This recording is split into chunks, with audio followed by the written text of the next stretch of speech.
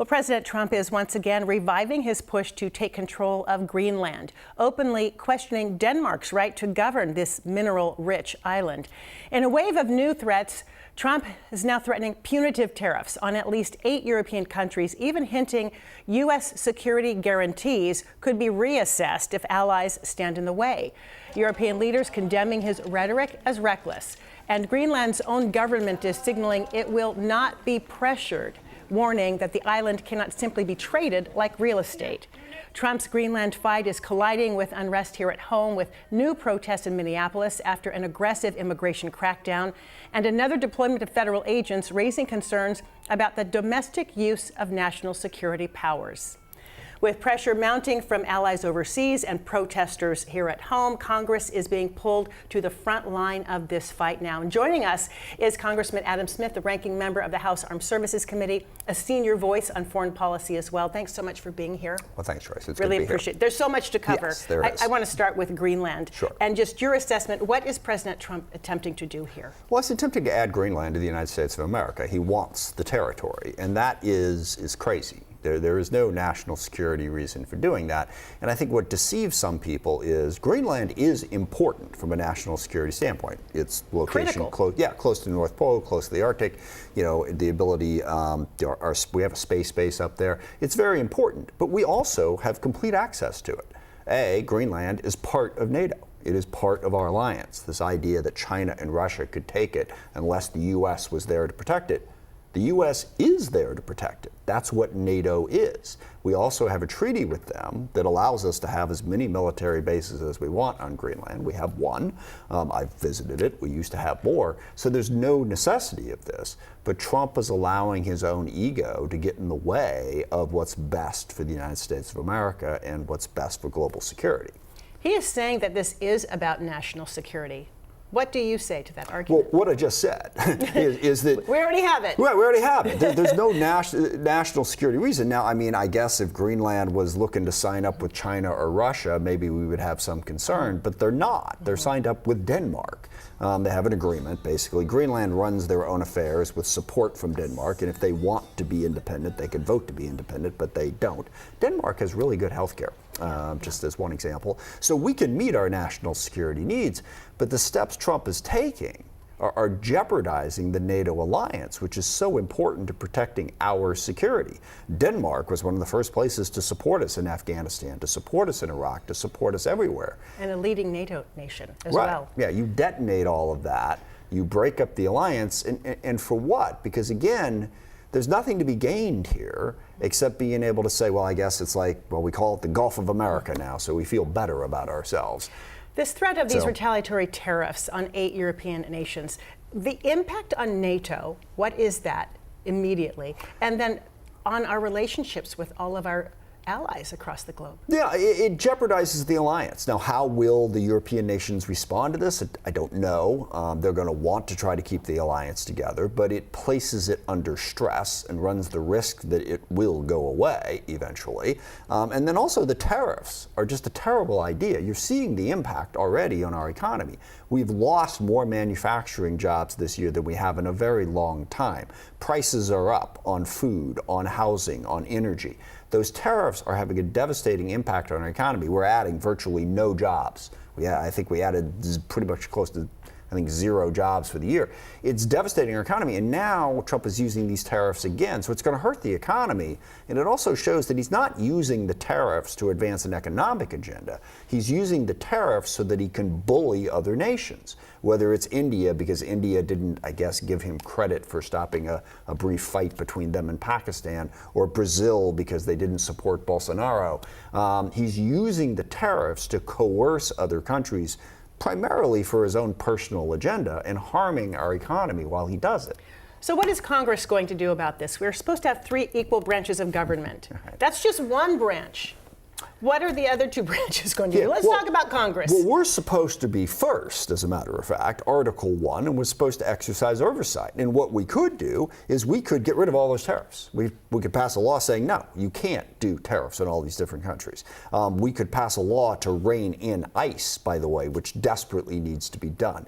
Trump has turned that into his own domestic paramilitary force, with no rules, no attention to due process or the Constitution. We could do all of that, but the Republicans in Congress, who have a majority of the votes, are letting Trump do whatever he wants unchecked. Now, we're pushing, and we've had a couple of successes. We did pass an extension of the ACA tax credits out of the House. We Democrats forced that to the floor with the discharge petition. It hasn't gone anywhere yet in the Senate. Got the it. president still has to sign it. But Yeah, no, I understand. What I'm saying is there have been a couple of isolated incidents when Republicans have decided that they do represent their constituents and not Donald Trump, but they're small. And as you point out, if the House just does it, well, that's not enough. If the Senate just does it.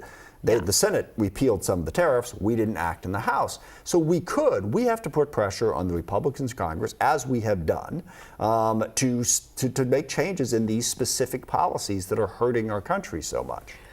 I wanted to, before we let you go, talk about what's going on in Minneapolis. Do you see an intersection here between what we're seeing in Greenland and executive power, his use of executive power in Minnesota and Minneapolis with the National Guard, an expansion of that? 100%. In what ways? The through line on all of this is Trump wants power, and he wants to diminish the power of any check and balance. Congress, the courts, the media, law firms, whatever it is, he's trying to consolidate power so basically he can do whatever he wants whenever he wants. He wants to take Greenland. He wants to knock out the president of Venezuela to get access to the oil. He wants Panama. Whatever it is, he wants to have the power at the expense of everybody else. And now he's got these ICE agents running around the country acting like the law and the Constitution doesn't apply to them.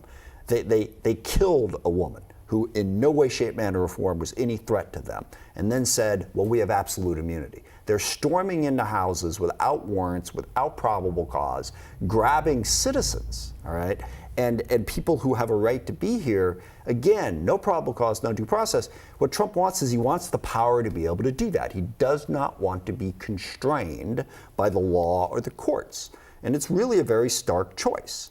Do we live in a constitutional republic? Or are now we living in an autocratic dictatorship? Trump was elected to be the democratic leader of a constitutional republic. He's trying to get rid of all of that so that he can be an autocrat. And however you feel about, I don't know, taxes or identity politics or jobs or whatever, you can be very conservative. You can be a Republican. You can think Democrats are terrible. And okay, you still shouldn't be for this. You shouldn't be for a federal government that says, no, we can walk down the street, and if we don't like the way you're looking at us, we can throw you to the ground, toss you in a car, and lock you up for as long as we want. You shouldn't be for that. Some would argue that the president is already doing whatever he wants unconstrained. And the Supreme Court gave him immunity while he's in office. So what are you hearing from your colleagues on both sides of the aisle about where we find ourselves right now? Yeah, I'm one of those people who would argue. In fact, I've said on more than one occasion that we no longer live in a constitutional republic right now, given how the courts have refused to rein him in, given how the Republicans in Congress have refused to join us in our efforts to do that. I think people are starting to get worried about it, even some Republicans. And I will say the last 4 or 5 days have had a profound impact. What happened with the killing of Renee Good, what has happened with what they're doing in Minneapolis, what's happened with Trump, and you didn't even get into the fact that Trump said that part of the reason that he thinks he should have Greenland is because he didn't get the Nobel Peace Prize from Norway. So he's threatening Norway. Norway doesn't actually award the Nobel Peace Prize, by the way. Right. But what kind of world are we living in when the President of the United States is threatening to break up the NATO alliance and invade a sovereign country because his feelings were hurt about not getting a Nobel Peace Prize? I think that got people's attention, as did what happened in Minneapolis. And also, this is under the radar, but okay, we were going to change everything in Venezuela. You know, it wasn't, we were going to stop the drugs and do all of that. So they took Maduro out. And now Trump is perfectly fine with Maduro's regime. We've stopped hitting. Which is the same. It's the same regime under the vice president. And all he got was basically the new regime under Delcy Rodriguez, the former vice president, is they're paying him protection money, basically. They're giving some of their oil to the U.S. and giving Trump a cut. And I haven't heard that before. Yeah. I mean, now, Marco Rubio. What evidence do you have of that the president's getting a cut? Well, sorry. Yeah. Can you clarify? There's no evidence that he's directly getting a cut. At the moment, the money is apparently coming into the U.S. Treasury. Okay, so let's be clear about that. But we did a regime change operation, blew up all those boats in Venezuela just so we could have access to Venezuela's oil. Even if this does benefit the U.S. a little bit, that should not be our foreign policy. We should not be the mafia boss of the world that's going to use our military to threaten another government. This was supposed to be about democracy in Venezuela, about stopping the drugs coming in. It wasn't. It turned out that it's just about the oil. Now, if Marco Rubio was here, he'd be screaming his head off. And I'm sure that Secretary Rubio doesn't want this, but he's letting it happen because it's what Trump wants.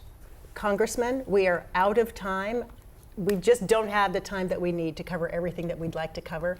And we do want you all to know that we are efforting on a regular basis the Republican point of view on all of these issues, which we will continue to do day in and day out.